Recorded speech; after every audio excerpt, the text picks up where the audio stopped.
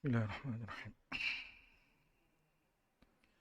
Astaghfirullahalazim, astaghfirullahalazim, astaghfirullahalazim. Bismillahirrahmanirrahim. Assalamualaikum warahmatullahi wabarakatuh. Innal hamdalillah nahmaduhu wa nasta'inuhu wa nastaghfiruh wa na'udzu billahi min shururi anfusina wa min sayyiati a'malina. Man yahdihillahu fala mudilla lahu wa man yudlil fala hadiya lahu. وأشهد أن لا إله إلا الله وحده لا شريك له وأشهد أن محمدا عبده ورسوله اللهم صل على محمد وعلى آل محمد كما صليت على إبراهيم وعلى إبراهيم وبارك على محمد وعلى آل محمد كما باركت على إبراهيم وعلى إبراهيم في العالمين إنك حميد مجيد سبحانك لا علم لنا إلا ما علمتنا إنك أنت العليم الحكيم الحمد لله الذي أرسل رسوله بالهدى ودين الحق liyuzhirahu 'ala ad-din kulli wa kafa billahi syahida. Alhamdulillah, syukur kepada Allah Subhanahu wa taala yang memberikan kita kesihatan, ruang dan peluang untuk sama-sama menunaikan solat fardu subuh secara berjemaah. Alhamdulillah. Insya-Allah hari ini merupakan kuliah yang keempat di Surau Haji Maksum, Surau Jumaat, Surau Haji Maksum Jalan Khamis. Alhamdulillah. Untuk refreshment sebelum ini, saya telah merangkan pada kuliah yang pertama tentang apa itu perubatan Islam, ya, ciri-ciri rawatan Islam yang sebenar. Pada yang kedua, saya telah menerangkan tentang rawatan yang tidak mengikut syarak. Yang ketiga, kita telah menerangkan sedikit tentang asas-asas ruqyah. Apa itu ruqyah syar'iyah daripada sudut syariatnya. Okey, maksud daripada sudut bahasa, daripada istilah dan sebagainya.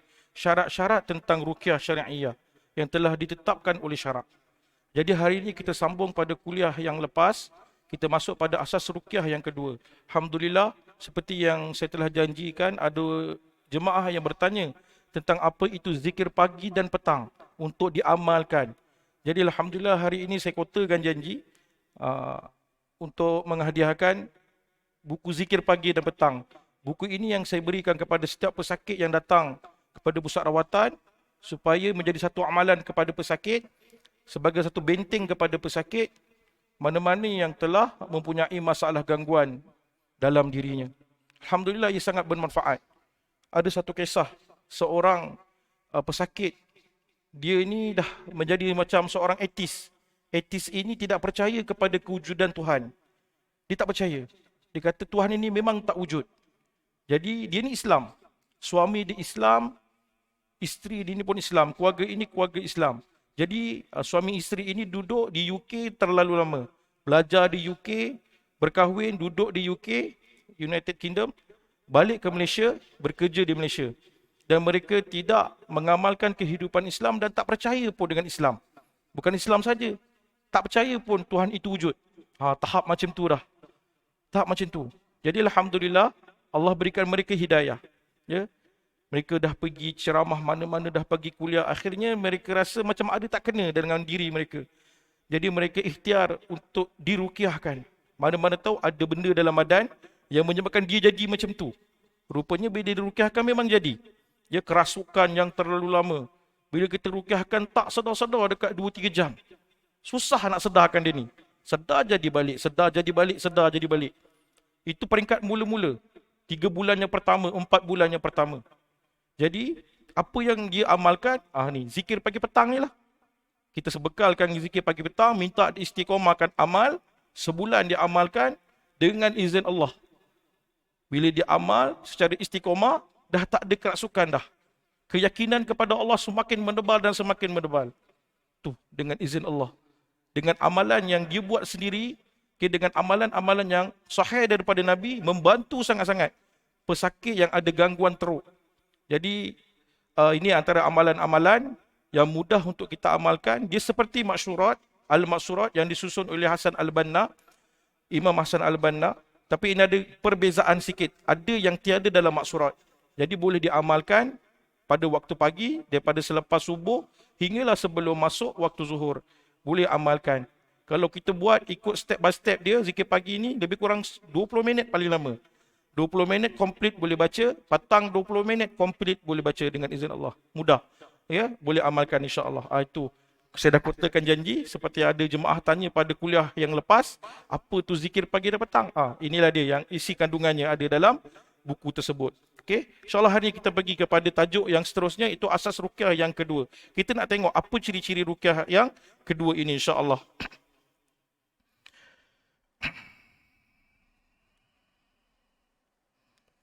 Okey, sebelum kita pergi, syarat untuk jadi peruqyah ni ada dua syarat yang utama, yang kedua syarat yang mendukung kepada syarat yang utama. Okey. Baru-baru ini berlaku satu kes, ya, di mana seorang pesakit berjumpa dengan seorang perawat. Okey, seorang perawat. Apa yang berlaku? Okey, dia ni penyakit dia darah tinggi. Dia ada masalah darah tinggi. Okey, masalah biasa. Yang menjadi masalah, dia jumpa seorang perawat ni, perawat ruqyah. Ya, dijampikan, tak ada masalah. Bahan yang digunakan, tak ada masalah. Yang menjadi masalah, perawat ni bagi nasihat tentang medical, kedoktoran. Dia kata, ini bukan darah tinggi. Ini sihir, dia kata. Kamu ni bukan darah tinggi, kamu ada masalah sihir. Allahu Akbar. Apa yang dinasihatkan kepada pesakit ni, berhenti makan ubat, jangan makan ubat dah. Sebab sihir. Makanlah ubat macam mana pun, masalah darah tinggi tak selesai, dia kata. Dia kata, henti makan ubat. Jadi, dihentikan. Hentilah makan ubat selama 2 minggu. Apa yang berlaku? Pesakit ni rebah. Lepas 2 minggu, rebah. Pembuluh darah dipecah. Sebab berhenti makan ubat hospital. Dia berhenti makan ubat darah tinggi, dia berhenti makan ubat kolesterol. Akhirnya rebah. Pesakit ini lingkungan 50-an. Awal 50-an duduk di rawang, sekarang berada di ICU, Hospital Sungai Buloh. Tak keluar lagi daripada ICU. Dah mula pakai tube dan sebagainya. Itu takdir dia. Takdir dia diuji oleh Allah dengan sakit, tapi atas kesilapan dan kecuaian. Atas kesilapan dan kecuaian. Okay, apa yang disebut oleh Syekh Abu Barak Usama Al-Ma'ani. Ya, Syekh ini sebut, dia ni memang pakar rujukan bidang ruqyah ini. Beliau berada di Arab Saudi, dan mana-mana perawat ruqyah, antara rujukannya adalah Syekh ini. Syekh ini sebut, kita sebagai peruqyah tak boleh campur tangan urusan kedoktoran. Jangan sekali-sekali. Kalau doktor dah kata dia ni sakit darah tinggi lah. Jangan kita sekali sebut benda selain daripada itu. Kalau kita bukan ahlinya, tak boleh sebut. Kita juga tak boleh bagi konsultasi tentang medical. Tak boleh. Dos ubat perlu dikurangkan. Tak boleh. Cerita pasal ubat hospital. Tak boleh sama sekali. Kita sebagai peruqyah, ya, mendoakan, melengkapkan rawatan yang telah diberikan oleh doktor. Tu tugas kita. Kita belajar ruqyah ini, jampi ini, perubatan Islam ini untuk lengkapkan apa yang hospital telah berikan. Jangan sesekali kita campur tangan. Itu nasihat Syekh Abu Barak. Siapa yang masuk kelas dia, ini ditekankan pada awal-awal kelas. Ditekankan. Jangan sesekali kita sentuh hal ehwal kedoktoran. Jangan. Sangat berbahaya. Berlaku 2-3 hari lepas. Tumbang makcik ni. Tumbang, pembuluh darah dia dah pecah. Koma sampai sekarang. Belum sedar-sedar lagi. Allahu Akbar. Itu yang berlaku. So hati-hati. Kadang-kadang kita ni nak cari kesembuhan. Last-last semakin teruk sekiranya kita salah, pilih kaedah dan cara rawatan. Contoh lagi, penggunaan herba. Kenerak antaranya bahan yang boleh digunakan untuk merawat penyakit kanser. Yang boleh membantu merawat penyakit kanser. Kanser pula yang dituju hanya yang kebahasan kita gunakan untuk kanser tulang. Bahan dia adalah pokok kenerak. Okay, pokok itu dia punya kulit dia perlu dikeringkan, rebus, minum air tersebut. Tapi dia ada dos tertentu. Kalau periuk tu kena rebus paruh daripada segenggam kenerak tu lah. Ambil segenggam tangan pesakit. Cukup sekadar itu. Kalau lebih, pesakit ini boleh kolaps dan koma. Kebas satu badan. Terlebih dos. Itu herba tu. Daripada pokok kenerak. Ambil pokok kenerak, terlebih dos, boleh tumbang. Itu pokok. Belum lagi, kita hentikan ubat hospital. Sangat berbahaya. Serupa juga habatus sauda. Bagi yang ada penyakit jantung, terlebih makan habatus sauda, dos yang terlebih, jantung jadi laju, boleh stuck. jatuh boleh meninggal dunia. Itu habatus sauda yang Nabi jamin memberi kesembuhan segala penyakit. Kalau terlebih dos pun tak boleh. So penting kita tahu kat mana kita boleh bagi kepada pesakit. Kat mana kita punya sepadan dia. So penting untuk kita faham dan maklum. Okey, seterusnya apa syarat utama dia ni? Okey, syarat utama seorang ruqyah yang boleh kita faham, ya kalau kita nak berjumpa dengan perawat ini, yang pertama dia memiliki akidah dan tauhid yang kukuh. Dia faham betul tentang akidah ni, paling penting. Ya, tak boleh keluar daripada apa yang sepatutnya. Contoh yang berlaku yang saya pernah sebutkan, seorang mudir tahfiz, dia bagi wafak, dia bagi lagi tangkal kepada pesakit. Dia kata itu ayat Al-Quran, tampalkan di pintu-pintu rumah, kecuali pintu tandas. Nampak okey, adab tu ada. Tapi dia yakin dengan tampal benda tersebut, tulisan-tulisan ini selamat daripada gangguan. Akidah. Tak clear lagi tu. Salah. Bagi lagi Quran kecil. Bagi lagi ya pernyataan-pernyataan yang tak sepatutnya. Ya, yang saya cerita seorang makcik dikatakan tahu tarikh kematiannya. Okey, dia jumpa seorang perawat. Perawat ni seorang ustaz. Kalau tengok muka dia, ya Allah, dengan serban, dengan janggut panjang, dengan jubah putih, kata-katanya, ya, dengan bacaan Qurannya terbaik. Tapi apa yang berlaku? Last dikata pesakit ini akan mati pada tarikh sekian-sekian. Datang ke pusat rawatan, bukan sebab nak dirawat, dia rasa takut. Betul ke saya akan mati pada tarikh ni ustaz? La ilaha illallah. Terkejut kita. Kita tak bagi rawatan pun kita bagi nasihat. Dia kata yang pertama kali dia jumpa, memang betul tekaan dia. Dia teka pesakit ni sakit sekian-sekian. Kat rumah, kau ada benda-benda ni. Ya, pada waktu-waktu ni, kamu akan rasa sakit. Betul, segala tekaan dia semua betul. Kali pertama pergi, betul dia punya tekaan. Kali kedua betul. Kali ketiga pergi betul. Kali keempat pergi, kamu akan mati pada tarikh sekian-sekian. Dah, dia stuck. Sebab sebelum ini tekaan semua betul. La'uzubillah. Kan syirik kelas pertama tu, bukan main-main tu. Menentukan tarikh kematian seseorang. Tepat pada hari, jam berapa, waktu bila boleh dia beritahu. Takut dah dia. Yang menetapkan kematian ini hanya Allah Subhanahu Wa Taala. Perawat ni dah ambil kerja Allah Subhanahu Wa Taala. Dah ambil tugas Allah Subhanahu Wa Taala. Kan syirik kelas pertama tu bukan main-main dah. Nampak macam biasa-biasa. Last jadi takut. Sebab tekaan dia betul. Okay, pada sampai waktu tadi tak mati pun. Tak mati lagi. Hidup sehat makcik tu. Makcik ni tukang urut. Tukang urut orang bersalin. Cuma dia takut. Bila benda-benda yang awal tu tekaan semua betul, sampai masa kematian dia pun diteka. Itu yang berlaku. Ini akidah. So, pastikan perawat yang kita nak jumpa itu akidah dia betul. Okay? Akidah dia kuat dan kukuh. Okay, pastikan dulu. Okay, memiliki ilmuwan syar'i. Dia tahulah sedikit tentang fardu ain, hukum Al-Quran, tajwid sikit dan sebagainya. Okay, sebab mereka akan sebut pasal Al-Quran. Mereka akan sebut pasal sunnah. Okay? Sebab kita ikut rawatan secara Nabi. Kena faham sedikit tentang hukum-hukum syar'i. Ini tak boleh. Hukum menyentuh wanita tak boleh. Ikhtilat kena tahu. Okay? Usul fiqh mungkin kena tahu sikit demi sedikit asas-asas dia. Matlamat tidak menghalalkan cara. Okay? Darurat yang besar boleh menghilangkan darurat yang kecil. Walaupun ada sedikit darurat, kita boleh lagi menggunakan darurat tersebut. Dia kena tahu. Sedikit ada ilmu tentang usul fiqh dan sebagainya. So kena faham, ada yang ikut langgar je, tak apa, boleh kerana darurat. Na'udzubillah. Contoh memegang pesakit perempuan tanpa berlapik pun tak boleh dalam perubatan Islam. Apa yang diharamkan oleh Islam syariat, itulah yang diharamkan oleh perubatan Islam. Tak boleh campur sama sekali. Tak apa, ini darurat, tak ada, tak boleh. Sebab berbeza cara rawatan ruqyah syar'iyah dengan kedoktoran. Dia akan samakan pula dengan doktor. Sama kan? Doktor boleh pegang, takkan perawat Islam tak boleh pegang? Disamakan. Tak boleh. Penedor boleh makan, takkan tangkal tak boleh? Dua-dua ikhtiar katanya. Ikhtiar. Tangkal pun ikhtiar. Ubat pun ikhtiar. Kat mana salah dia? Tu. Ikhtiar Panadol dah dibuat kajian, memang membantu ya, memulihkan sakit, mengurangkan sakit. Tangkal ada dalil mengharamkan.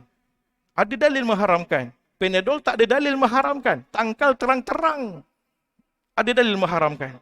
Innar riqa wat tiwala wat tamaim syirkun. Ya, tiwala ini jampi serapa tamaim tangkal, tak boleh. Syirik kepada Allah. Jelas, nyata dan terang. Hukum izhar kat situ. Kan tak boleh.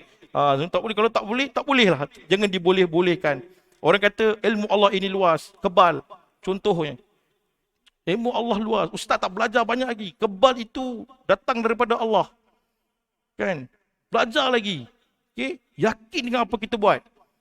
Kena tak jadi apa. Buat lagi show. Kenakan senjata-senjata dalam. Tak jadi apa. Na'udzubillah. Ilmu kebal itu cakaplah macam mana pun. Dalam syariat tak ada. Contoh daripada Nabi tak ada. Zaman sahabat pergi berperang tak ada. Tak berlaku. Kalau ada dah selamat dah agak tentera Islam ni. Tak wujud sama sekali. Cakaplah ilmu apa pun tentang kekebalan. Tak ada. Pukulan jarak jauh. Pukul tak kena. Ada ke? Tak ada. Dalam Islam, dalam sejarah sirah Nabi tak ada sama sekali sebut. Kita cukup takut. Mereka menggunakan nama agama menyatakan ini boleh. Pertolongan Allah. Ma'unah, ini karamah kepada wali-wali Allah. Mereka kata ini ilmu Allah itu luas. Ini antara hujah-hujah yang mereka keluarkan. Kita tak menafikan ilmu Allah itu luas. Tapi kita ada Quran dan Sunnah sebagai petunjuk. Terlebih daripada Quran dan Sunnah, maka tidak ada lagi lah dalam ilmu tersebut yang perlu kita pelajari. Sihir. Memang ada ilmu sihir. Ya, memang berlaku ilmu sihir. Satu ilmu, cabang-cabang ilmu. Tapi diharamkan untuk kita belajar dan diamalkan. Tu takut-takut kebal ini daripada sihir. Pukulan jarak jauh ini daripada sihir. Hati-hati. Okey. Seterusnya, berakhlak mulia. Kadang-kadang dia semua dah okey.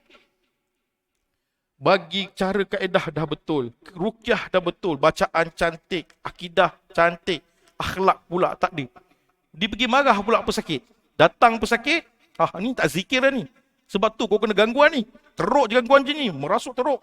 Ini tak solat. Tuduh terus pesakit tu. Kecewa pesakit datang. Elok-elok nak dekat dengan Allah. Down. Macam ni perawat Islam. Ini yang dia panggil ustaz. Ini yang dia panggil peruqyah. Pergi mengecik-ngecikkan pesakit. Merendah-rendahkan pesakit. Mentang-mentanglah aku ni sakit. Dia uji gangguan makhluk halus dalam badan. Tuduh pula tak zikir. Tuduh lagi ada saka dan sebagainya. Ni saka ni. Keturunan kamu punya. Ewa. Mana dia tahu confirm saka yang menyebabkan orang ni sakit. Menuduh tanpa bukti yang kukuh. Cukup pantang Ustaz Harudin sebut benda ni. Saka dan sihir. Tak kira lah apa yang datang gangguan pun, rawatlah. Ajar dia, bimbing dia sehingga sembuh. Ya, jangan kita pandai-pandai menuduh. Hati-hati. Semua dah betul sekali sebutnya saka. Patah hati orang tu.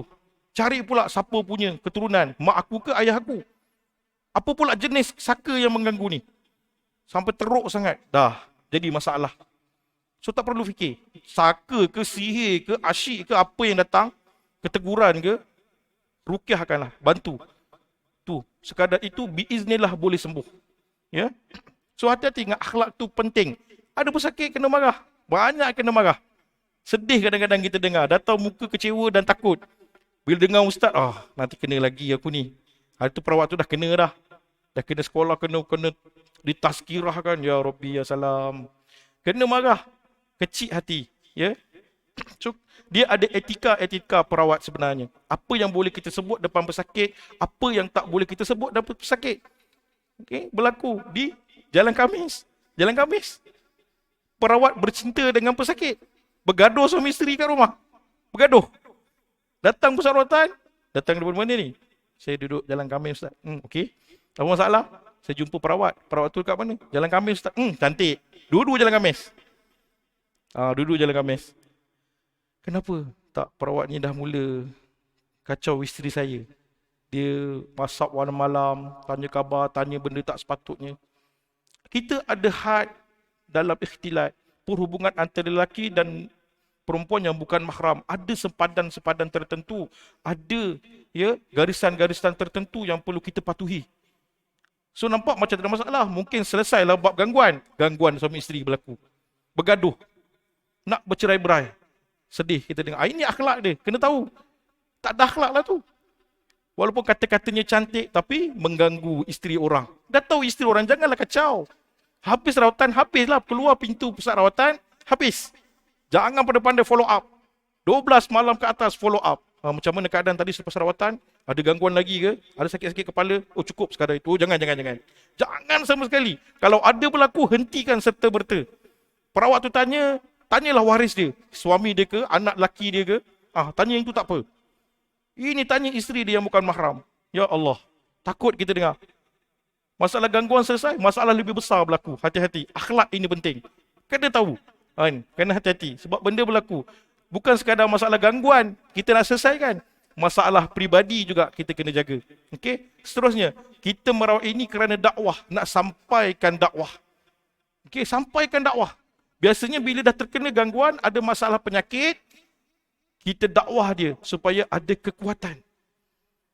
Terus berikan semangat, motivasi kepada dia. Sakit ini kerana Allah bagi, dengan izin Allah juga berlaku. Nabi juga diuji oleh Allah dengan sihir, dengan gangguan makhluk halus. Nabi sendiri juga diuji. Kan? Kita sebagai manusia apatah lagi pasti akan diuji. Jangan rendah-rendahkan dia. Kita bagi semangat untuk dia terus beribadah. Okay? Kena zikir 1000 kali. Tercengang-cengang bersakit. Nak sihat 1000 kali besok hari ni, besok tambah 2,500. Besok lagi tambah 10,000. Bagi kuat. Kena ada target. Pesakit tu dah lah sakit. Dia baru nak mengumpul kekuatan rohani dia. Dia bagi kerja task yang begitu padat. Kesian, lama-lama down. Malas nak buat. Dah lah ada jin dalam badan. Jin tu lagi bisik kat telinga dia. Tak payah buat. So, sedikit demi sedikit. Kita bantu dakwahkan sampai dengan cara yang hikmah. Cara hikmah. Dengan lemah lembut. Dengan ikut apa yang syariat Nabi ajarkan. Nabi sampaikan dakwah dengan hikmah. Sesuai dengan taraf orang tersebut. Baru nak start, kita dah bagi macam-macam kat dia. Na'udzubillah, hati-hati. Kita nak sampaikan dakwah. Benda ni boleh, benda ni tak boleh. Kan, kalau mereka bergaduh sama isteri, kenalah perbaikkan. Jangan kita tambah-tambah. Dengar sebelah pihak. Ada berlaku. Datang pusat rawatan, bercerai talak 3 terus. Dia ceraikan terus talak 3. Dia bergaduh. Sedih kalau kita tengok. Okay. Seterusnya memiliki ilmu asas Al-Quran. Kena, sebab kita kan membaca Quran kepada pesakit tu. Kita kan ruqyahkan. Kita akan jampikan dengan beberapa ayat-ayat Al-Quran. Kadang-kadang yang datang tu bukan calang-calang orang. Qori. Ya. Seorang hafiz Al-Quran. Ustaz, title dia. Ya. Pensyarah Fakulti Pengajian Islam. Sudah. Baca, mula rasa lain. Kita rasa, Allah. Tu sebab antara petua, jangan tanya dia kerja apa. Datang pusat rawatan, ruqyah je. Jangan tanya sekali background dia. Kalau kita dah tahu background dia, ini pensyarah bahasa Arab. Sudah. Gigil-gigil baca. Nak kena tukar dia punya nahu belakang tu, semua kena tukar. Kalau baca untuk diri sendiri, yang mendengarnya tu, ni baca untuk aku ke, baca untuk diri sendiri? Kena hati-hati. So dia kena tahu sedikit ilmu-ilmu macam ni. Bahasa Arab dia kena tahu sedikit, ya. Ilmu Quran dia kena tahu tajwidnya, ya. Baca dengan keadaan tartil, jangan terlalu gopoh-gapah. Kadang-kadang bila dah berlaku kerasukan yang teruk, nanti kita tunjukkan video. Bagaimana jika berlaku kerasukan yang teruk? Baca dengan tartil, relax je. InsyaAllah dia akan tumbang dengan izin Allah. Saya pernah ceritakan, seorang pelajar umur 16 tahun yang tak boleh disunatkan. Dengan izin Allah hari ini, saya akan tunjukkan macam mana keadaan pelajar tu semasa dirawat. Ya. Dia memang tak boleh sunat. Bila dirawatkan, dia menari-nari. So dengan izin Allah dia bagi. Dia kata, Ustaz tolong sebarkan video ni. Masa ceramah, bagi iktibar kepada jemaah. Supaya dia ambil iktibar daripada kisah yang berlaku kepada dia. Dia dipakaikan tangkal sejak daripada kecil. Dibuang tangkal secara tidak betul. Akhirnya terkena gangguan kepada budak ini. Sehingga tidak boleh disunatkan. Tak boleh nak sunat. Tu yang berlaku. Tapi Alhamdulillah dah disunatkan dah. Tu syarat-syarat yang mendukung untuk melakukan ruqyah. Tempat yang sesuai. Sepatutnya kita tak boleh buat ruqyah ini di hadapan orang ramai. Sebab itu aib. Apa yang berlaku, masalah pesakit, apa yang diuji kepada pesakit, itu adalah aib dan rahsia pesakit antara perawat. Jangan didedahkan. So, tempat yang sesuai. Kalau kita buat secara terang-terangan, berlaku kerasukan, keluarlah fitnah daripada mulut pesakit. Biasanya fitnah. Dituduh orang yang menyihir dia. Dituduhlah saka atas siapa-siapa. Kadang-kadang dia bukan kerasukan pun masalah daripada sudut psikologi dia. Dia stres, dia depression. Dia akan sebutlah siapa yang buat masalah dengan dia. Itu kerja syaitan. Dia akan buat tuduhan-tuduhan. So jadi tempat yang sesuai untuk dirukyahkan. Ya, dalam bilik yang sesuai, tempat yang baik, ya, gambar-gambar tak ada, gambar-gambar diturunkan, tiada patung-patung lagi. Sekarang banyak pusat rawatan yang penuh dengan gambar. Walaupun gambar wali-wali dia lah, tok syekh dia. Diletakkan gambar penuh, ya Rabbi, ya salam. Nabi kata, malaikat rahmat tidak akan masuk rumah yang digantungkan gambar dan sebagainya. Hati-hati. Kalau boleh turunkan gambar. Tempat yang kita nak buat rukyah. Walaupun ada khilaf tentang sama ada gambar ambil ataupun gambar secara lukis. Yang majoriti kata tak boleh gambar lukis tu. Yang gambar ambil tak ada masalah lagi. Tapi kalau bagi saya, kalau nak tempat rawatan jangan ada gambar langsung. Lagi baik. Kita ambil apa yang Nabi sebut bulat-bulat. Tak payah kita takwil lagi.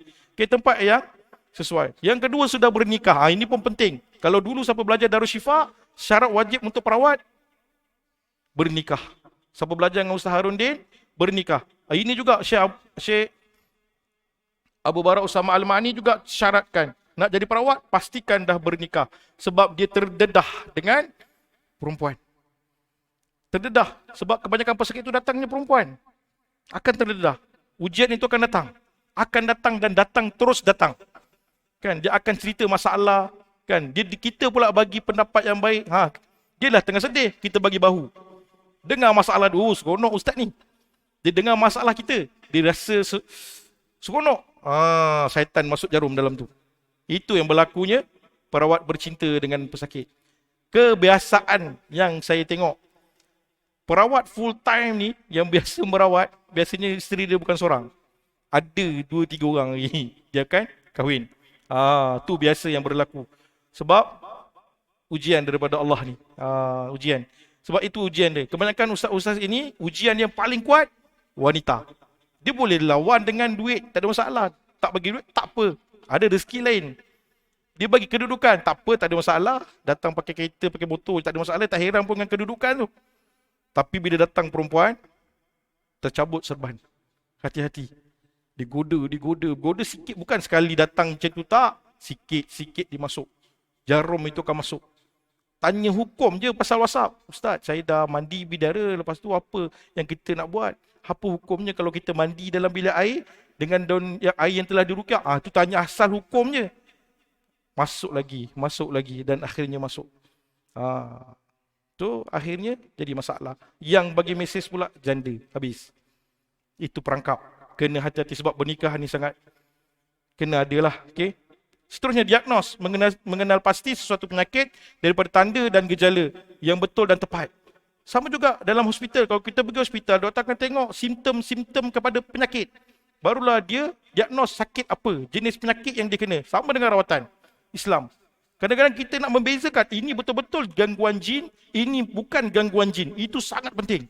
Ini kaitan betul dengan psikologi. Okey, dia ni ada bipolar, dia ni ada skizofrenia, dia ni ada anxiety. So, jadi kita nak bezakan, ini gangguan ke bukan? Jangan tersalah. Diagnos ni cukup penting. Kita dah dapat, dah tengok simptom-simptom dia, baru kita cakap 100% ataupun 80% ada gangguan. So, nanti kuliah akan datang, kita akan tengok benda ini. Kat mana dia? Sakit fizikal, sakit gangguan jin, ataupun fizikal campur jin. Itu jenis-jenis penyakit pula. Kat situ kita akan dapat bezakan. So, perawat dia akan tahu, ini gangguan. Itu penting. Sebab kita bila belajar benda ni, memang kita akan diuji. Sama ada betul tak itu gangguan atau bukan gangguan. Ketika kerasukan, macam apa nak tengok? Ini ada gangguan dalam badan. Itu kaedah dan teknik yang perlu kita belajar. Kan, tiba-tiba dia pengsan. Betul tak dia pengsan? Nak tengok cara dia pengsan tu betul-betul ataupun dia berlakon. Itu penting. Supaya kita tidak tertipu. Pernah berlaku. Datang suami isteri, mengamuk-ngamuk. Bila kita rukyahkan, kerasukan teruk. Menangis-nangis kawan. Sekali saya tanya, kenapa jadi semakin teruk? Semakin dirawat, semakin teruk. Apa masalah? Kan? Tiba-tiba terkeluar daripada mulut, mungkin ada kena mengena dengan suami ni. Betul, dia ambil tisu sebelah dia baling kat suami dia. Boom. Ustaz tanya dia, apa dia buat? Dia mengamuk. Ingatkan jin yang cakap? Tak, rupanya dia daripada sudut tu dia stres. suami dia kahwin satu lagi. Sejak dia kahwin satu lagi, itulah dia sakit. Dia bertambah stres dan terus stres. Tak dapat terima poligami yang berlaku ke atas dirinya. Lebih 3 tahun kot dirahsiakan. Akhirnya terkantoi. Isteri dapat tahu, sejak itu dia sakit. Sakit sebab tekanan. Bukan ada jin sangat pun. Sebab tertekan dengan apa yang berlaku. Mengamuk. Dia baling suami dia dengan tisu. Itu depan saya, kat rumah tak tahulah. Terbang pinggan mangkuk, saya tak tahu. Depan kita pun dia boleh baling dengan tisu. Lagilah kalau kat belakang. Wallahualam. Kena hati-hati sebab tu penting diagnos ini. Untuk mengenal pasti sama ada betul ini gangguan jin atau bukan. Seterusnya, memahami asas ilmu berkaitan psikologi. Ini pun penting. Perawat itu biasanya dia akan tahu. Okey, kat mana sepadan dia. Mungkin dia ni ada skizo. Yang boleh mengesahkan dia ni ada penyakit berkaitan mental hanya doktor. Perawat Islam tak boleh sama sekali. Oh, kamu dah kena bipolar ni sebab emosi mudah berubah. Kamu ni ada skizofrenia ni sebab terdengar bisikan, nampak halusinasi. So tak boleh. Yang hanya boleh diagnos, doktor dah sahkan dia ni ada masalah sekian-sekian. Sebab dia berbeza-beza. Penyakit ini berbeza-beza, kena tahu. Dan kaedah rawatan juga berbeza-beza. Itu penting. Okay? Kena tahu. Supaya kita tidak tertipu. Bila kita dah tertipu, dia akan melibatkan banyak benda nanti. Tak selesai masalah. Kita ditipu bulat-bulat oleh pesakit. Dan perawat juga boleh menipu kepada pesakit. Hati-hati. Ya, banyak benda-benda ni berlaku. Ya, kedua-duanya tertipu. Kedua-dua tipu. Yang budak opsi, perawat tu minta apa? Oh, nak selesaikan masalah ni, seekor lembu dia minta. Kalau tak ada, gantikan dengan harga seekor lembu. Kesian budak dah lah belajar lagi dekat opsi. Dinilaikan untuk rawatan dia itu dengan nilai seekor lembu untuk disembelih dan disedekahkan. Allahu Akbar. Digantikan. Dulu mungkin main kambing, ayam ke nak ganti ni. Ayam seekor, sembelih, buat kenduri. Ataupun kambing. Sembelih kambing, gantikan jin yang ada dalam badan ni supaya keluar, sembelihlah kambing. Sekarang dah makin main lembu pula. Kan? Allahu Akbar. Benda ni berlaku. Kita sedih bila pesakit ini tertipu. Seterusnya, nasihat kepada peruqyah. Okey, ruqyah syariah Syekh Abu Bara Usama Yasin Al-Ma'ani. Okey, apa yang beliau disebut dalam kitab dia. Ikhlaskan niat dan beramal hanya untuk Allah. Siapa yang nak merawat ataupun nak mengubat, okey, anak ke, saudara mara ke yang saya pernah sebutkan kuliah sebelum ini, siapa yang boleh mengubat? Pertama adalah diri sendiri, yang kedua ahli keluarga, yang ketiga adalah mahramnya. Tak dapat, barulah cari ustaz. Cari ustaz selepas tu. Kalau kita boleh rawat sepupu kita, kita rawat. Kita doakan dia. Kan? Ini antara yang perlu ada, niatkan ikhlas kerana Allah. Sebab syaitan itu tidak akan tembus kepada orang yang ikhlas. Itu benting paling kukuh. Benda ini yang ditekankan Ustaz Harundin, Dr. Amran Kasimin, Syekh Abu Bara. Kelas mula-mula dicerita pasal ikhlas. Buatlah apa pun, letak Allah di hadapan. Jangan letakkan sesuatu nak popular, yang nak cari kehebatan, na'uzubillah. Okey, sembuh, oh kita merasa hebat. Oh, itu cukup berbahaya. Dia akan terlintas tu. Akan terlintas kepada perawat. Dia rasa dia hebat. Cepat-cepat istighfar. Jangan terus buat rawatan. Tahan sekejap. Bila rasa dah mula hati tu berlainan. Okey, letakkan ikhlas, niat beramal kepada Allah. Berpegang teguh dengan Al-Quran dan Sunnah, terutama berkaitan dengan perkara gaib dan mistik. Sebab benda gaib ini perlukan dalil. Bukti yang kukuh. Kalau tak, kita dah termasuk dalam belitan-belitan iblis. Kena pegang. Kalau tak ada daripada Quran, tak ada daripada Sunnah, hati-hatilah. Kadang-kadang macam saya sebutkan tadi, ilmu Allah itu luas. Inilah dia punya hujah. Dah tak ada hujah daripada Quran, dia masuk keluar daripada itu. Ilmu Allah itu luas. Hati-hati. Kita cukup takut. Bila terkeluar daripada Quran dan Sunnah, ia bukan lagi daripada perubatan Islam. Bukan lagi ilmu yang dibenarkan untuk kita pelajari. Kena hati-hati. Fokus mengutamakan miksi dakwah. Okay? Kita nak mengubat ini, salah satu sebab nak sampaikan dakwah. Rawatnya tak perlu lama-lama. Kesilapan seorang perawat dan pesakit, kadang-kadang apa yang berlaku, jika berlaku kerasukan, kita banyak berdialog dengan jin yang ada dalam badan. Tanya datang daripada mana, sebab apa ganggu, dah berapa lama ganggu. Berborak-borak dengan jin yang sedang, pesakit yang sedang kerasukan. Okay, kadang-kadang jin tu tipu kita, kau-kau punya. Dia tipu kita, ya Allah, habis dia tipunya. Kita pun percaya, patutlah. Kita pula ada suspek. Dia bagi pula kita suspek yang kita yakin dia buat. Bertambah yakin lah, aku dah kena sihir. Padahal kita kena tipu itu. Jin tu masuk sebab ketika tu dia tengah lemah, jin tu duduk tepi-tepi jalan je. Dapat peluang pun masuk orang tu, dia masuk. Lala dia kata dia disihir. Aku jin sihir yang dihantar sekian-sekian. Berjayalah syaitan itu menyesatkan manusia. Kita pula layan. Dalam dialog, aku dihantar oleh sekian-sekian. Warga inilah yang menyebabkan porak-peranda. Kita percaya bulat-bulat. Hati-hati ketika berdialog dengan pesakit yang sedang kerasukan. Jangan ambil pun apa yang diberikan daripada keluar kata-kata daripada mulut pesakit. Cukup hati-hati. Sebab itu kita kena hati-hati. Jangan buat live. Saya tak suka bila rawatan itu di-live-kan. Sekarang banyak di TikTok, di Facebook, media massa, di-live-kan ketika rawatan. Pesakit tu merasuk, dah mula bercerita. Kau datang daripada mana? Kau takut dengan siapa? Aku hantar kau nama sekian-sekian. Aku hantar kau jumpa ustaz sekian-sekian. Aku takut. Kita dah mula rasa lain dah. Dia takut dengan ustaz ni, tak takut dengan ustaz ni. Nampak dia laga-lagakan lagi. Kau jangan jumpa sekian-sekian orang. So kita pun percaya. Na'udzubillah.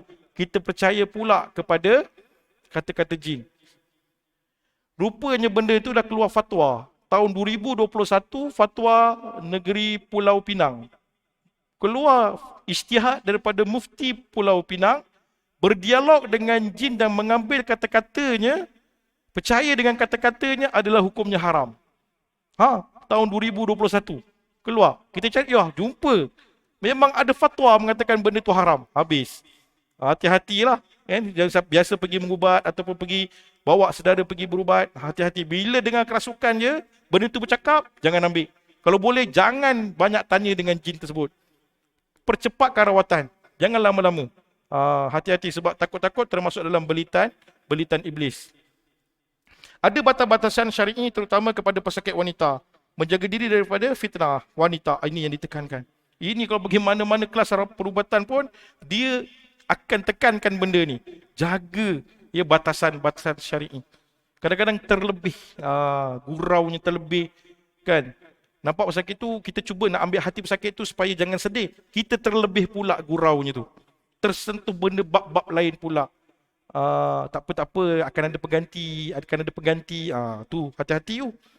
Dia baru bercerai. Katanya disihir pemisah. Bercerailah suami isteri ini. Habis tempoh edah. Tak apa, akan datang penggantinya ustaz. Ustaz tu buat mula merawat, dia dah mula masuk jarum. Hati-hati, ini semua perangkap iblis. Hati-hati. Dengan wanita ni memang cukup hati-hati. Mana-mana kelas pun akan dia beritahu pasal perkara ni. Saya nak buka pusat rawatan untuk mendapat kelulusan daripada Dr. Amran Kasimin. Masa tu Dr. Amran dia ni ahli majlis fatwa negeri Selangor. Saya tanya ustaz, apa nasihat ustaz? Saya nak buka pusat rawatan ni. Apa nasihat? Nasihat yang pertama disebut, jangan main api. Jangan main api. Okey? Sebab dia akan datang. Maksud dia, perempuan akan datang, cerita masalah, kita rawat. Kat situ sebenarnya api dah mula menyala. Dia bagi, macam saya sebut, kan? Kita dah bagi bantu dia, dia mula rasa selesa dengan kita. Akan datanglah, jarum-jarum itu akan masuk, tergoda dan sebagainya. Kita mula suka dengan pesakit tu. So, hati-hati jangan mulakan main api. Itu nasihat Dr. Amran Kasimin masa mula-mula nak buka pusat rawatan. Okey? Bersikap hati-hati dengan istidraj. Ini pun penting. Sebab apa?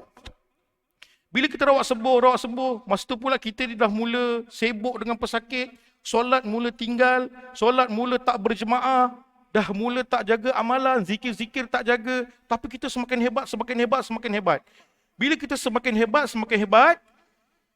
amalan semakin menurun. Dah tak bersama dengan keluarga, sibuk memanjang, dah kurang dah silaturahim dengan surau, ukhuwah dengan surau dah tak ada sebab sibuknya merawat dan sebagainya. Akhirnya inilah yang berlaku, iaitu istidraj. Allah bagi juga, bagi. Ambil. Kita lupa siapa kita sebenarnya. Ini pun banyak berlaku pada kawan-kawan saya. Sedih. Bila kita panggil, sibuk. Bila kita ajak pergi mana-mana surau, sibuk. Ada je halnya, kan? Mengutamakan yang tak sepatutnya. Bila nampak lebih utama keperluan keluarga, kadang-kadang sanggup ditinggalkan. Betul, kita nak tengok perjuangan dia sampaikan dakwah. Sampai satu masa, dia perlu berehat juga. kan, beri peluang untuk diri dia untuk berukhuwah dan sebagainya. Kadang-kadang sampai tahap macam itu. So hati-hati dengan istidraj. Kan kita tak solat tiba-tiba rawat sembuh. Hati-hatilah. Takut-takut Allah dah buka istidraj untuk kita. Sentiasa memberi semangat kepada pesakit agar terus bersabar dan mampu bertahan. Saya sebutkan akhlak itu penting. Kan? Ini tak ditajinya pesakit ni. Beramai pesakit yang datang sebab marah. Saya tak sangguplah jumpa ustaz yang tu. Kalau pusat rawat tu ramai perawat, dipilih pula perawat. Saya nak jumpa ustaz ni je. Ustaz ni saya tak sanggup. Asyik kalau jumpa ustaz ni kena marah. Kena marah. Lah engkau lagi. Pesakit dah mula rasa lain. Okay? Kita sepatutnya sebagai yang merawat, kena ada sifat sabar. Penyabar dan tidak tergesa-gesa. Kadang-kadang kita nak cepat sembuh. Kita nak bagi pesakit ni cepat sembuh. Kan kita baca pun dah mula tak sepatutnya kita ambil dalam masa setengah jam lah untuk ruqyah, kita dah mula pendekkan terlalu pendek. 5 minit je baca. Kesian pesakit. So jangan kita tergesa-gesa dalam memberikan rawatan kepada pesakit. Dan pesakit juga kena bersabar dengan apa yang diuji oleh Allah. Kadang pesakit pun sama masalah dia. Dia nak cepat sembuh. Tak sembuh pun. Dah banyak kali pergi, tak sembuh pun. Kadang-kadang perawat pun jadi marah. Janganlah cakap macam tu.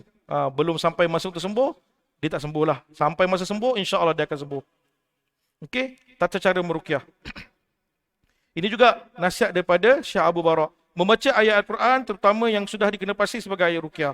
Okey, apa syarat-syarat ruqyah tadi yang pernah saya ceritakan? Yang pertama, syarat dia adalah menyebut nama-nama Allah, sifatnya atau zatnya. Kita kena sebut.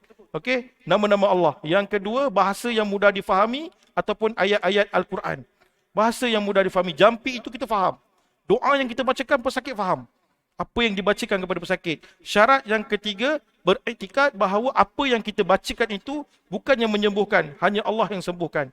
Allah yang sembuhkan. Bukan doa ataupun ayat-ayat Quran yang kita bacakan. Itu syarat untuk meruqyah. Okay? Yang seterusnya berdoa dengan menggunakan doa-doa yang maksur dan dicontohkan oleh Nabi. Contoh bismillah. A'udzu bi'izzatillahi wa qudratihi min syarri ma ajidu wa uhazir, yang disebut dalam sahih Muslim, dalam kitab Riyadhus Shalihin, bagaimana Nabi ajar seorang sahabat suruh pegang pada tempat yang sakit, baca doa tersebut. Itu contoh doa yang maksur. Okey, bacakan pada pesakit, as'alullahal azim rabbal arsyil azim an yashfiyak. Doakan dia. 7 kali bacaan tersebut. Nabi kata suruh baca 7 kali doa tersebut, insya-Allah kalau disembuhlah. Kalau Allah nak cepatkan permudahkan dia bertemu Allah, moga-moga dipermudahkan. Tu doa dia. Okay, contoh yang pernah disebut oleh Nabi. Okay, seterusnya boleh meniup kepala, wajah dan badannya. Lepas bacakan pada anak kita, pada isteri kita, kita dah bacakan surah Fatihah, ayat-ayat ruqyah itu, kita tiuplah kat badan dia. Moga-moga ada keberkatan dengan tiupan yang kita buat. Okey, harus meniup pada air atau bahan-bahan rawatan. Pun pernah ditunjukkan oleh Nabi. Daripada kisah bagaimana Nabi disengat oleh kalajengking. Nabi pernah solat dan pernah disengat oleh seekor kalajengking dan Nabi melaknat kalajengking kerana mengganggu ketika solat.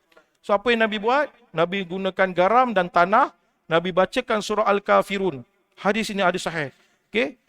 Nabi bacakan surah Al-Kafirun. Rupanya kenapa Al-Kafirun ini termasuk dalam 4 kul. Kita biasa baca 3 kul kan? Rupanya ada 4 kul, iaitu Al-Kafirun. Ada kisah dia. Bagaimana Nabi menggunakan Al-Kafirun menjampi ketika sakit. Nabi bacakan pada garam, pada air. Maaf, bukan tanah. Pada garam, pada air. Dan ditiup pada bahan ini, sapukan pada tempat yang sakit. Sembuh dengan izin Allah. Okey, itu kenapa boleh tiup pada bahan. Okey, contoh ada Nabi buat, insya-Allah. Minum dan mandi setelah minum dan mandi yang bahan yang telah diruqyahkan. Contoh penggunaan daun bidara. Kita minumkan air daun bidara ini dan dibuat mandi. Bagi pesakit yang ada masalah psikologi dan masalah hubungan suami isteri ataupun penyakit berkaitan sihir, sangat-sangat membantu, insya-Allah. Ini apa ayat-ayat ruqyah yang wajib kita hafal dan amalkan. Mudah sebenarnya. Ini yang diajar oleh Syekh Abu Barak Usamah Al-Ma'ani. Okay, mana-mana pelajar yang belajar ni, ini ayat-ayat khasas. Okay, Al-Fatihah, Al-Baqarah 1-5, Al-Baqarah ayat 255, Ayatul Kursi, Al-Baqarah 285, 286, iaitu 2 terakhir daripada surah Al-Baqarah, surah Al-Kafirun, surah Al-Ikhlas, surah Al-Falaq dan surah An-Nas.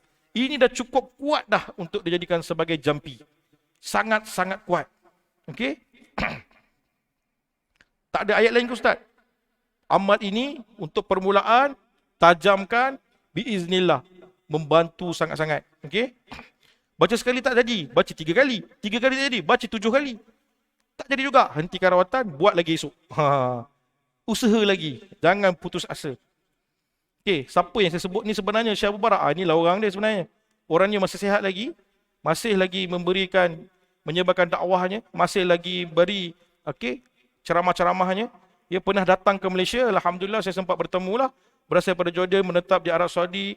Seorang pengarang kitab ensiklopedia Ruqyah Syar'iyyah sebanyak 14 jilid, Nahwu Mas'u'ah Asy-Syar'iyyah fi ilmi ar-ruqa. Itu nama kitab dia yang beliau karang. Ada 14 jilid. Inilah rupa orang yang saya sebut-sebutkan.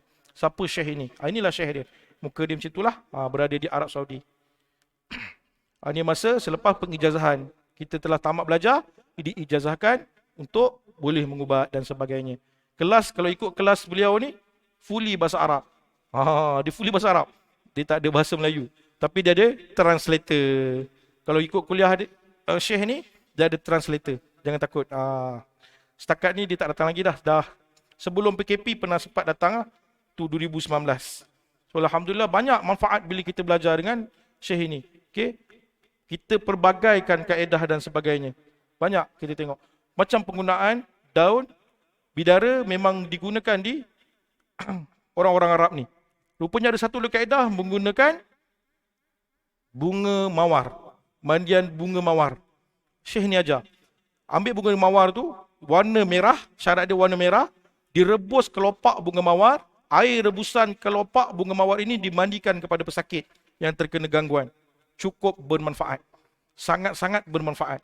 Ya, ini dipanggil tajribah. Pengalaman dan kajian yang dibuat oleh ulama penggunaan sesuatu bahan. Dan ia terbukti berkesan. So antara bahan yang biasa digunakan untuk rawatan gangguan makhluk halus, pertama bidara, tak lepas bidara, kita ikhtiarkan pula dengan penggunaan bunga mawar. Itu antara kaedah-kaedah dia. Satu lagi saya pernah belajar, nampak macam pelik, tapi ia membantu. Antaranya, makan ikan keli. Ikan keli. Ikan keli membantu proses rawatan ruqyah ini. Gangguan makhluk halus. Kenapa ikan keli? Wallahu a'lam. Saya pun tak tahu. Bila dia ajar, kita cuba pada pesakit, membantu. Membantu. Digoreng ikan keli tu. Digorengkan, beri makan pada orang yang sakit. Terkena gangguan. Antara bahan makanan yang boleh diamal. Orang yang ada gangguan. Ikan keli. Masya Allah. Membantu sangat-sangat. Okey. Sebelum kita tutup. Ini video yang saya janjikan. Pada sebelum-sebelum ini. Kan, alhamdulillah saya tengok ada orang infakkan. Projektor kita manfaatkan. Okey, moga-moga pengifak ini mendapat manfaatnya insya-Allah. Amin amin rabbal alamin. Ni. Gelap je. Macam mana? Okay, ini pesakit yang umur 16 tahun tak boleh disunatkan. Ini yang berlaku bila kita ruqyahkan.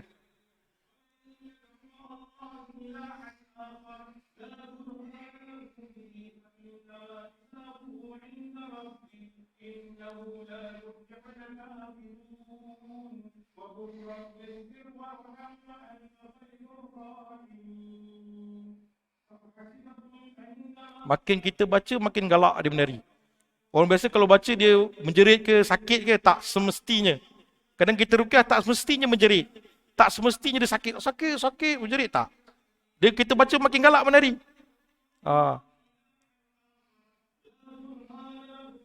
Dia ni tak pandai menari. Dia bukan seorang penari dan tak tahu pun menari. Tapi bila kita ruqyah, nampak. Tarian dia sangat menarik. Lembutnya, caranya.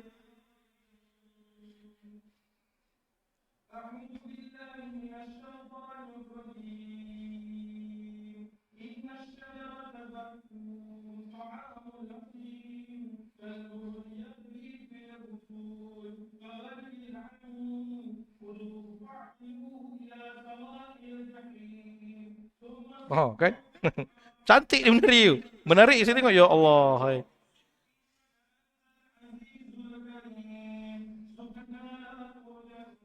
Itu contohlah. So itu pesakit yang tak boleh disunatkan. 2 kali rawatan dah boleh sunat. Punca dia Masa kecil dia, ayah dia pakaikan satu tangkal dekat leher. Bila tangkal itu dibuang, cara dibuang pula, dia sumbat dalam lubang jamban dan di flush. Lepas itu dia sakit. Rupanya nak buang tangkal ini dari kaedah. Lupuskan dia. Cara nak melupaskan itu perlu dibatalkan dengan ayat ruqyah dan dilupuskan cara bakar ataupun tanam atau buang ke dalam sungai. Itu antara kaedah dia lah. Yang ini pun menarik juga. Dia keluar suara kucing.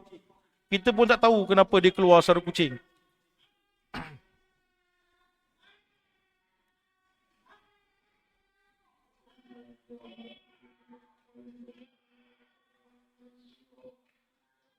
Sakit ni tak boleh tidur malam, dia keresahan. Dia rasa macam kehidupan dia ada tak sempurna, ada je tak kena dengan kehidupan dia.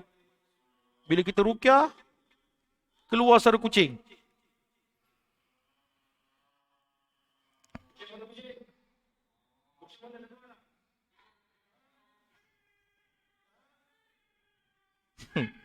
Hampir sebiji bunyi suara kucing tu.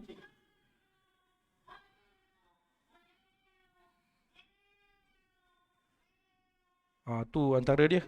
Dia mengeluarkan suara kucing. Nampak pelik sikit. Biasa menjerit, keluar suara perempuan mengilat itu biasa. Tapi bila keluar suara binatang, sudah. Kita nak macam mana kan? Dan tu kaedah teknik untuk sedarkan pesakit tu penting. Kita nak sedarkan dia. Oh, dia dah sedar. Kadang-kadang ada pesakit, keluar besar rawatan, tak sedar-sedar lagi. Okay, syarat bila kita buka besar rawatan atau mengubat, pastikan pesakit itu dah sedar, baru kita lepaskan dia. Jangan sampai dia tak sedar, kita lepaskan dia. Cukup berbahaya. Yang ni dia nak ikhtiar zuriat. Dia dah cuba cara hospital untuk ikhtiar zuriat, dia rasa macam ada tak kena dalam badan dia. Bila first time dia rukyahkan, itu yang berlaku.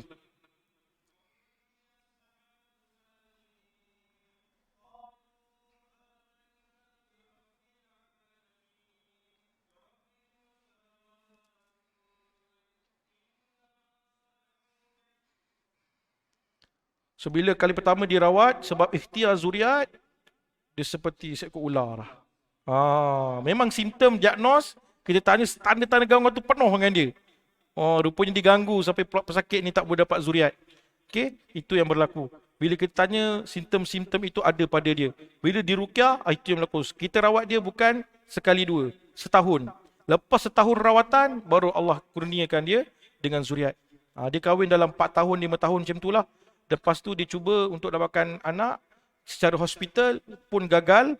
So dia ikhtiar cara ruqyah. Bila dia ruqyah, itu yang berlaku. Selepas setahun dia konsisten dengan ruqyah, alhamdulillah Allah kurniakan zuriat.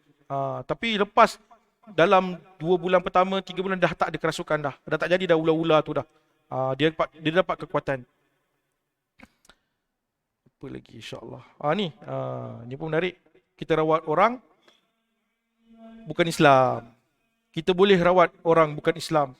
Bagaimana kisah Sa'ad, bila merawat penghulu kampung yang bukan Islam.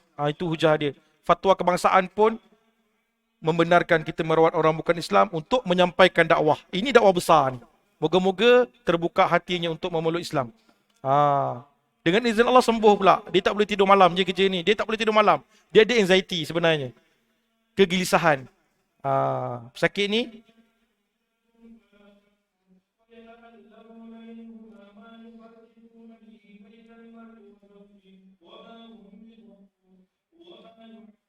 dia ni ada kegelisahan, tak boleh tidur malam, kurang selera makan. Dia dah pergi jumpa Tok Sami di Kuil pun tak boleh. Akhirnya anaknya bawa ke pusat rawatan. Kita bacakan je Quran untuk dia. Suruh dia mandi dan minum air yang kita bacakan. Sembuh dengan izin Allah. Cakaplah bila nak masuk Islamnya, kan? Kita doakanlah dia moga-moga dia masuk Islam. InsyaAllah. Amin. Amin. Rabbal Alamin. Ini contoh. Dia orang test ilmu kebal tapi tak jadi. Dijual barang ini kepada pelanggan dia dan nak dites. Dites sebelum dapat bayaran. Sebenarnya ilmu kebal ini tak wujud, tuan-tuan. Tak ada. Cakaplah macam mana pun.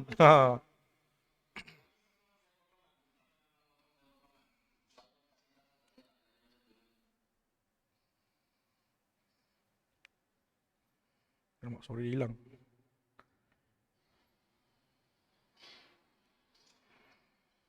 So tangkal yang dipegang ni lah. kain berwarna merah ni, kain ni.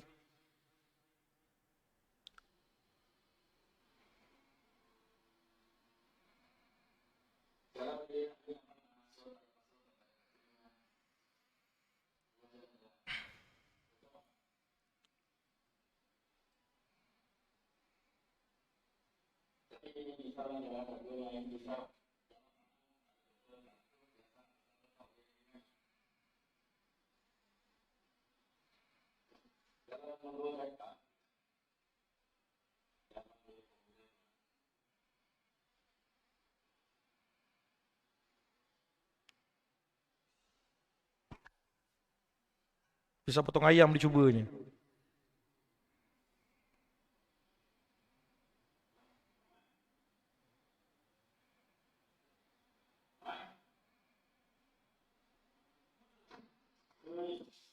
Tak putus lah. Tapi bocor lah tangan dia.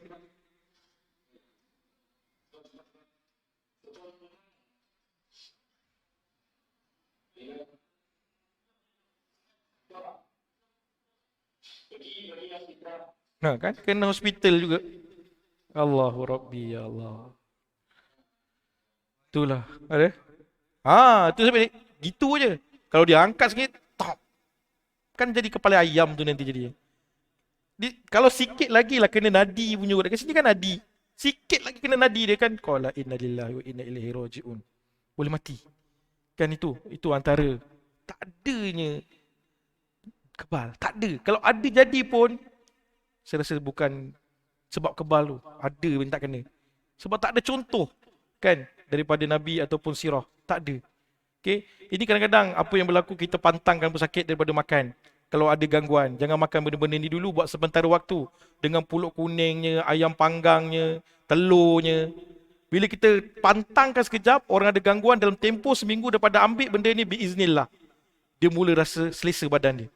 Jangan dulu makan ayam, telur ayam, pulut kuning atau segala jenis pulut, darah kambing hitam, darah lembu, kambing lembu. Tahan sekejap tempoh seminggu. Ini ada sebab dia. Takut-takut gangguan yang ada dalam tubuh badan pernah disajikan dengan benda-benda ini. Ini dipanggil menjamu. Okey, menjamu. Okey, dia letak kat situ, dia katanya jin tu akan makan. Nauzubillah. Tak ada. Kadang-kadang dia tak bagi jin pun, dia bagi 1 bulan Muharram, panggil orang ramai datang rumah, disedekahkan makanan ini. Rupanya dia syarat keluarga dia. Setiap Muharram perlu buat menjamu.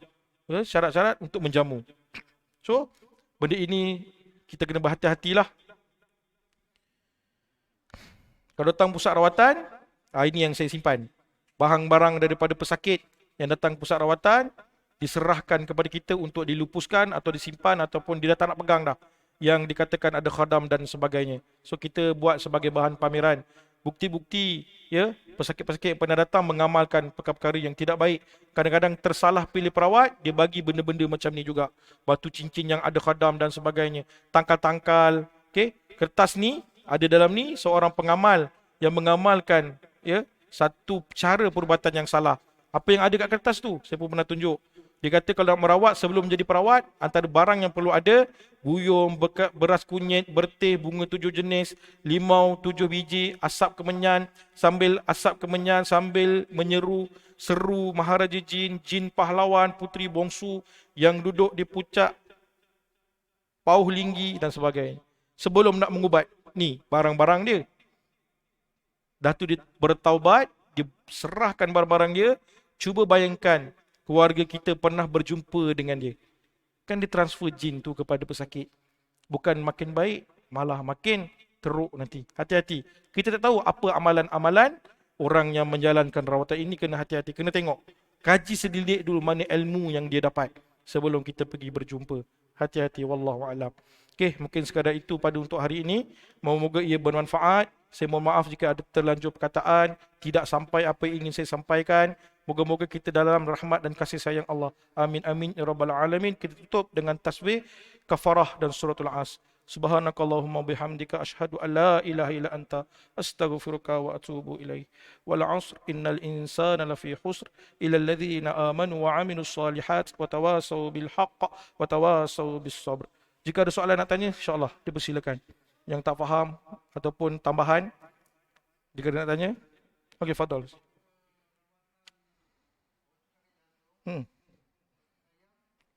Berlaku. Betul. Dia transfer penyakit. Yang saya pernah jumpa, betul-betul saya pernah jumpa, satu kanser, yang kedua jantung. Kanser pun ada. Kanser jarang dia letak, ada yang ayam, ada yang pokok. Pokok bergetah. Dia ambil pokok bergetah, dia transfer kanser dia tu pergi ke pokok, pokok tu boleh mati. Letak 2 hari, pokok bergetah ni biasa dia pakai pokok kemboja. Pokok kemboja, pesakit tu dia minta bawa pokok kemboja dan dirukiahkan, ditransfer kepada bahan-bahan seperti ini.